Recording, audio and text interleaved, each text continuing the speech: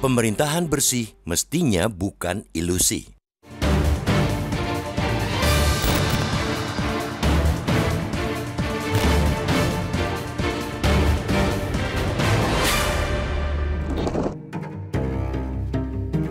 Pemerintah yang bersih dan adil ialah permulaan dari segala sesuatu. Dari rahim seperti itulah lahir kebijakan yang berpihak kepada rakyat, pembangunan merata, dan kemajuan hakiki.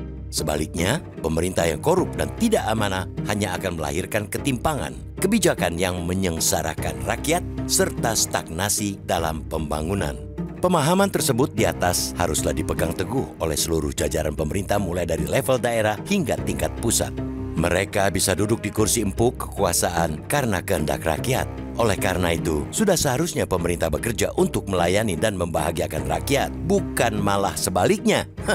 Presiden Prabowo Subianto menginsafi dan mengerti benar pentingnya pemerintah yang bersih dan adil.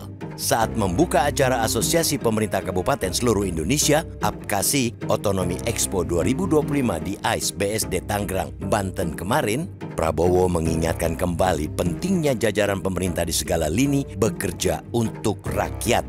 Sebagai sebuah fondasi, kata Prabowo, pemerintah yang bersih dan adil akan membuat rakyat bahagia. Dari kebahagiaan kolektif inilah kemakmuran suatu bangsa dapat terwujud. Sebab rakyat yang bahagia cenderung lebih produktif, baik dalam bekerja, belajar, maupun berkontribusi bagi masyarakat. Berbicara tentang kemakmuran itu, sama artinya dengan memiliki akses pada sumber daya finansial. Dengan uang yang melimpah, akan bisa membiayai tentara yang kuat. Negara memiliki kapasitas untuk membiayai berbagai sektor strategis, termasuk membangun kekuatan militer yang tangguh sebagai penjaga kedaulatan dan pertahanan nasional. Uraian pemikiran Prabowo tersebut sebenarnya bukan barang baru. Ia mengaku terinspirasi dari kajian Universitas Harvard tentang peradaban yang bisa bertahan ratusan tahun. Menurut dia, ada 3 syarat utama tentara yang kuat, keamanan yang kuat, dan pemerintahan yang unggul.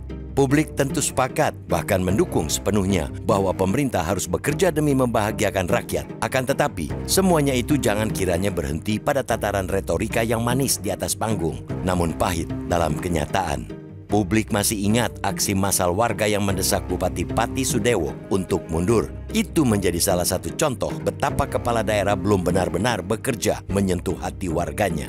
Kita juga masih tajam mendengar ada kepala daerah hingga kepala dinas yang terjaring operasi tangkap tangan oleh Komisi Pemberantasan Korupsi (KPK). Fenomena ini menunjukkan bahwa integritas dan komitmen terhadap pelayanan publik belum menjadi landasan utama dalam menjalankan amanah kekuasaan. Tidak hanya kepala daerah yang bermasalah, di level pusat juga marak praktik culas yang menyengsarakan rakyat. Ada Wakil Menteri Ketenagakerjaan, Immanuel Ebenezer, yang menjadi tersangka dugaan tindak pidana korupsi atas kasus pemerasan di lingkungan Kementerian Ketenagakerjaan. Mengimbau pemerintah daerah dan pusat untuk bekerja demi rakyat tentulah baik dan amatlah benar.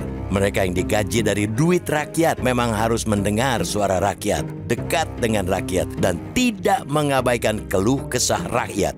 Tetapi imbauan saja tidak cukup. Harus ada gebrakan demi membuat pemerintah yang bersih dan adil menjadi sebuah kenyataan yang permanen. Presiden Prabowo selaku Panglima Perang Pemberantasan Korupsi harus bisa menghadirkan transparansi anggaran, penguatan sistem reformasi birokrasi, pencegahan praktik KKN, serta penegakan hukum tanpa pandang bulu.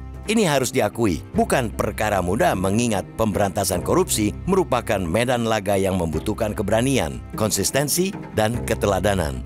Namun kalau Prabowo sungguh-sungguh ingin peradaban Indonesia bisa bertahan ratusan tahun, perang ini harus dijalankan secara total. Dengan demikian, 500 lebih kepala daerah di seluruh Indonesia akan benar-benar serius menghadirkan pemerintah yang bersih dan adil. Ingatlah, tindakan bisa berbicara lebih keras daripada kata-kata. Ketika orang nomor 1 di Republik ini sudah menunjukkan ketegasannya, yang lain di bawahnya akan mengikuti. Apalagi Indonesia masih kental dengan budaya paternalistik. Apa yang dilakukan pemimpin akan ditiru, bukan hanya oleh para pejabat, melainkan juga oleh masyarakat luas. Kita, rakyat Indonesia, menantikan acara APKASI yang dihadiri kepala negara mampu menghadirkan sesuatu yang nyata bagi rakyat. Jangan jadikan itu sekadar ajang kumpul-kumpul kepala daerah tanpa aksi nyata. Buktikan pemerintah yang bersih dan adil baik di pusat maupun daerah. Nyata adanya, bukan ilusi semata.